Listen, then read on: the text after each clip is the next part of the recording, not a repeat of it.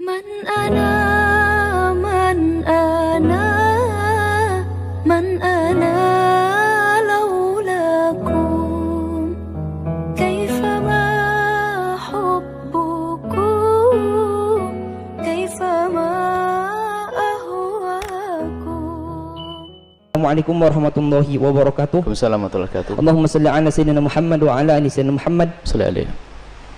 Maaf jika kita wanita sedang libur atau menstruasi, apakah boleh memuaskan suami menggunakan mulut? Terima kasih. Bismillah. Di saat kemarin ada yang tanya masalah apa itu?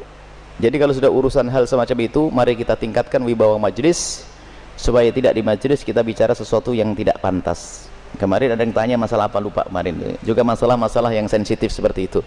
Dan jangan membiasakan kita di majelis saat membicarakan hal yang demikian itu dengan dibarengi dengan guyonan, merendahkan syariat itu, menjadi sebab barokahnya ilmu dicabut. Baik, kita bicara tentang syariat. Suami istri halal. Anda boleh berbuat apa saja suami istri. Bebas. Anda bersenang-senang dengan kupingnya, dengan rambutnya, dengan apa saja boleh. Halal. Cuman yang diharamkan dalam dua keadaan. Waktu haid memasukkan ke lubang depan. Memasukkan seorang suami alatnya ke lubang depan. Kemudian yang kedua yang diharamkan memasukkan ke lubang belakang. Baik dalam keadaan haid atau tidak haid, hukumnya haram dan dosa besar. Ini usalah haid. Yas'alunaka 'anil mahid. Qul huwa adza fa'tazilun nisa fil mahid. Bertanya tentang haid, bagaimana jauhi wanita untrusan itu. Tidak boleh menggauli istri dalam keadaan haid. Haid bukan istihadah ya. Istihadah adalah darah tapi bukan darah haid. Ini ada ilmunya khusus. Tanyakan kepada ahlinya nanti. Kita juga punya diklat haid praktis 30 menit 30 menit. Kemudian selebihnya adalah Anda boleh bersenang-senang, boleh apa saja. Mohon maaf, jadilah wanita cerdas. Ini adalah ilmu yang mungkin jarang dihadirkan. Seorang suami yang soleh mungkin, seorang suami yang soleh, dia mungkin di luar melihat sesuatu yang diharamkan, cuman dia orang menjaga diri. Astagfirullah, saya ngelihat aurat di luar. Karena dia seorang soleh, dia tidak mau menuruti itu semuanya, karena itu adalah haram, maka dia tutup mata, pejam mata dan menjauhkan itu semuanya. Tapi dia seorang laki-laki normal, bangkit syahwatnya, pulang ke rumah, istrinya mens. Istrinya ada halangan, ayo mau diapain? Ayo menjadi istri yang aktif, inovatif. Anda tidak boleh melayani suami Anda dengan sesuatu yang khusus itu. Tapi Anda harus bisa senangkan suami dengan diri Anda misalnya. Mohon maaf, ini majelis mulia. Jika seorang suami mengeluarkan air mani dengan tangannya sendiri, maka dia telah melakukan kesalahan dan dosa. Tapi kalau dia mengeluarkan air mani dengan tangannya seorang istri, kecerdasan istri, selesai. Dan itu adalah pahala. Maka jadilah istri cerdas. Jangan istri kalau sudah lagi Masya Allah, libur buat kopi, liburnya dengan suami, sampai suami itu Masya Allah, stres. Anda bisa menyenangkan dengan diri Anda. Mohon maaf, mufakhadah di antara dua paha, yang penting tidak masuk wilayah itu. Atau apa saja, mohon maaf ini saya sampaikan majelis mulia, sebab banyak wanita gayanya sih modelnya kayak hebat-hebat, tapi Masya Allah bikin stres suami. Hati-hati itu, hei para wanita, sadar. Senangkan suamimu dengan apapun yang Allah berikan kepadamu, dengan tanganmu, dengan apapun. Yang penting kalau Anda haid jangan masuk wilayah itu.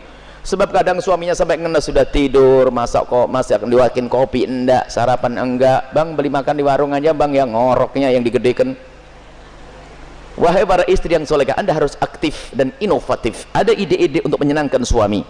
Adapun masalah mohon maaf yang ditanyakan dengan mulut, ketahuilah, hei para suami, engkau tidak boleh memaksa istrimu untuk melakukan itu, karena belum tentu dia nyaman. Kalau dia merasa jijik, Anda tidak boleh paksa. Haram. Atau sebaliknya, tidak boleh egois seorang suami, harus kau lakukan, tidak.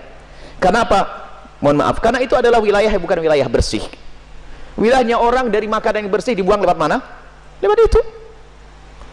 Akan tapi kalau memang ada seorang wanita yang mau melakukannya misalnya, atau sebaliknya, bagaimana, apakah boleh? Ketahuilah, di situ ada cairan yang najis. Air mani tidak najis, khilaf di antara ulama. Madhab Syafi'i najis, tapi cairan selain najis. Maka kalaupun seandainya harus melakukan, mohon agar tidak ditelan. Karena itu adalah jangan sampai karena itu najis. Tidak usah ditelan cairan-cairan. Adapun masalah air mani adalah khilaf di antara ulama, akan tapi boleh seorang suami, seorang istri melakukan yang demikian tentu dengan keridhaannya, Dan tentunya dengan waspada, tidak boleh sampai ada masuk ke dalam perutnya sesuatu, karena itu ada madhi. Sebelum mani adalah najis, cairan-cairan sebelum mani adalah najis. Dan wahai para suami dan para istri, yuk kita melakukan sesuatu yang sesuai dengan petunjuk Nabi SAW, akhlaklah yang baik.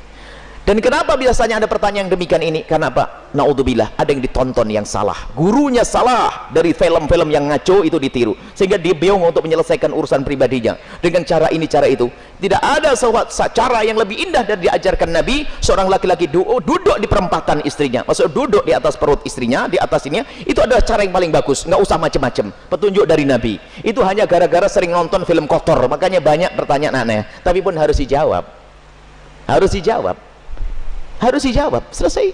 Semoga Allah bisa menjadikan Anda orang yang bisa menyenangkan. Termasuk wahai para suami, mungkin ada seorang suami yang, mohon maaf, ada bermacam-macam sebab, ada ejakulasi dini dan sebagainya dan sebagainya. Tapi ketahuilah, jangan biarkan istrimu terlantar. Dia bisa senang dengan jemarimu, dengan tanganmu, dengan anda, dengan apapun, dengan cumbuanmu.